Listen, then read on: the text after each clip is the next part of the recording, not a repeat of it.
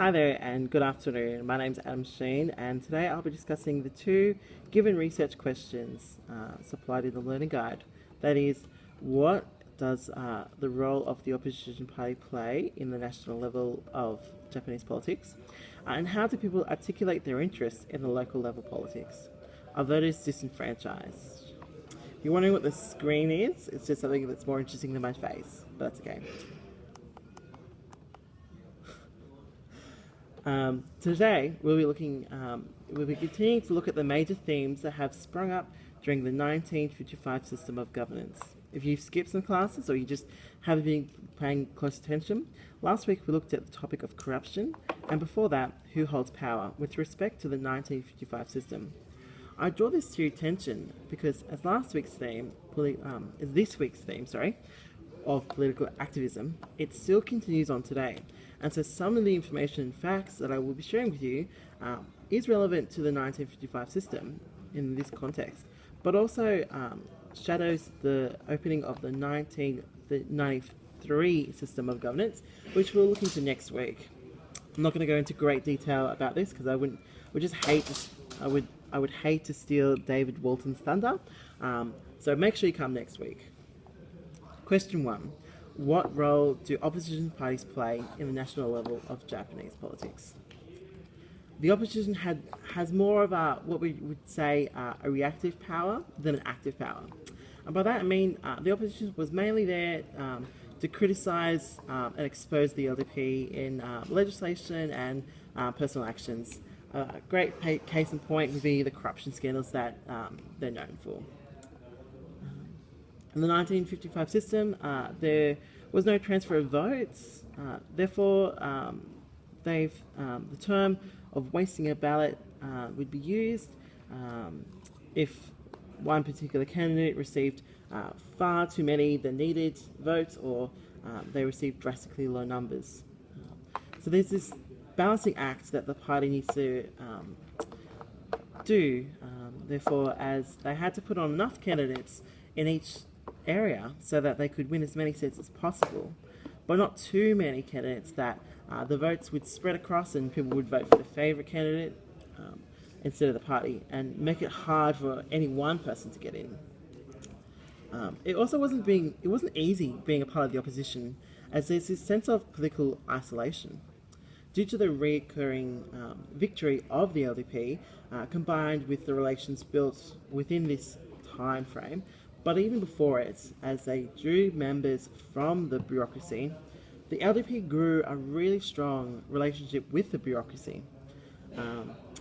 This meant that the LDP had more of a direct channel to the bureaucracy.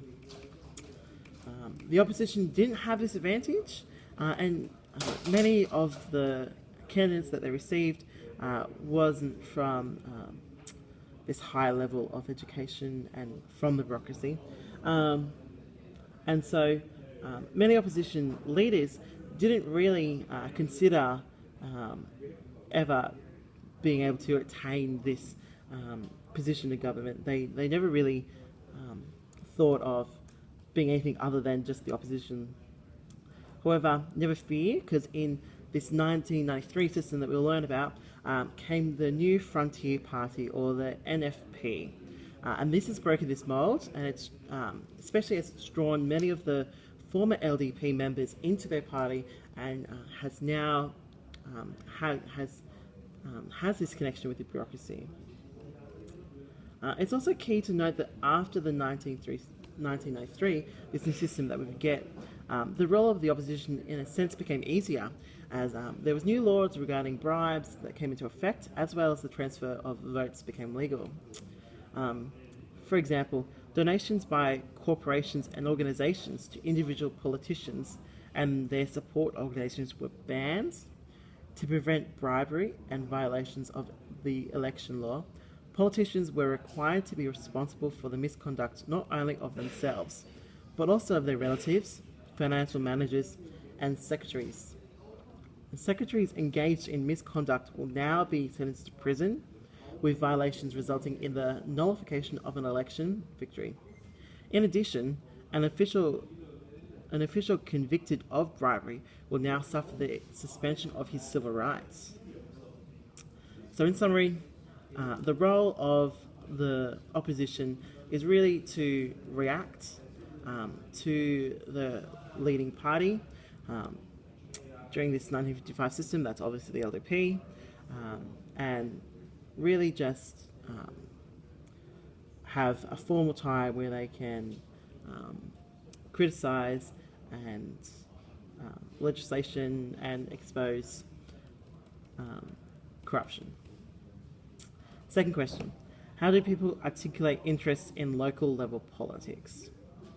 Well, there's this weird phenomenon where candidates were so passionate about being re-elected that more often than not, the money that they received for bribes, they actually spent not lining their own pockets, but aiding the community and trying to enact their promises.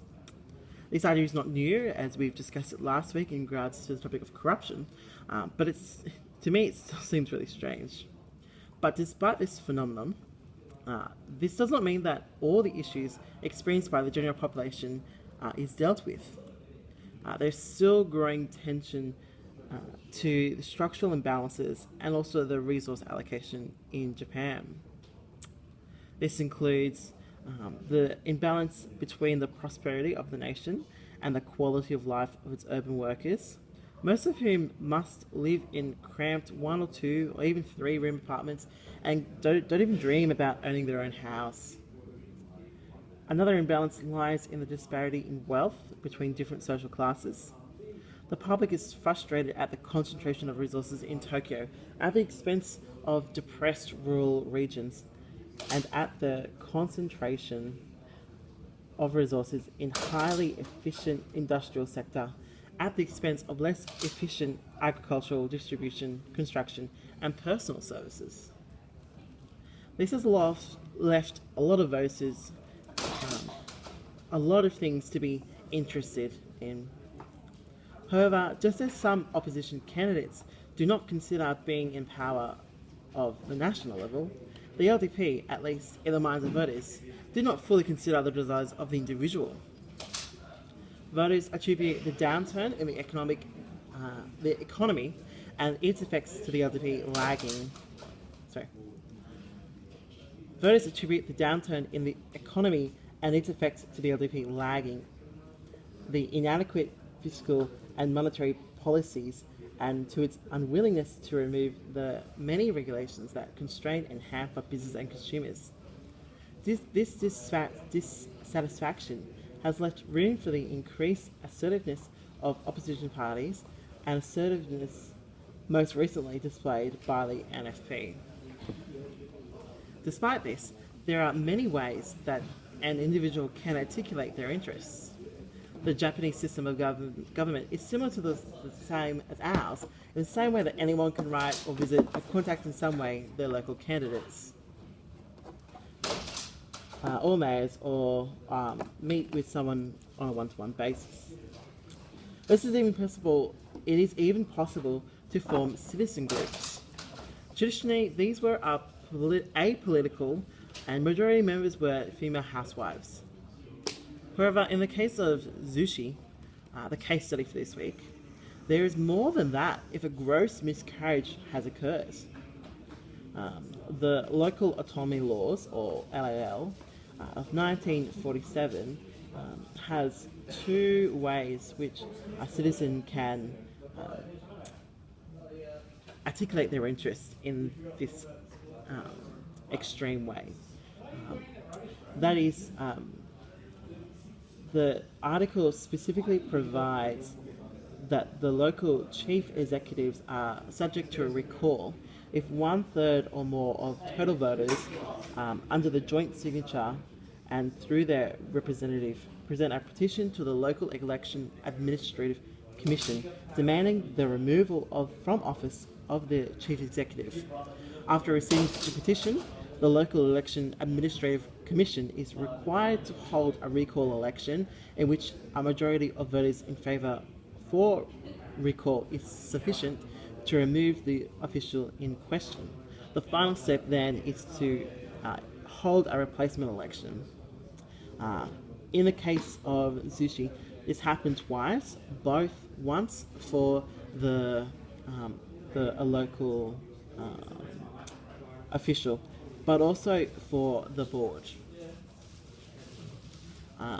And finally, voters disenfranchised. Well, they're not really.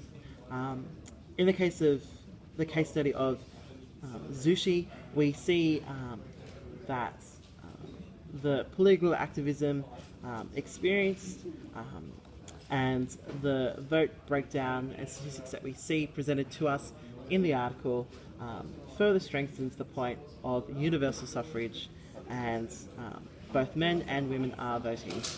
Thank you for listening.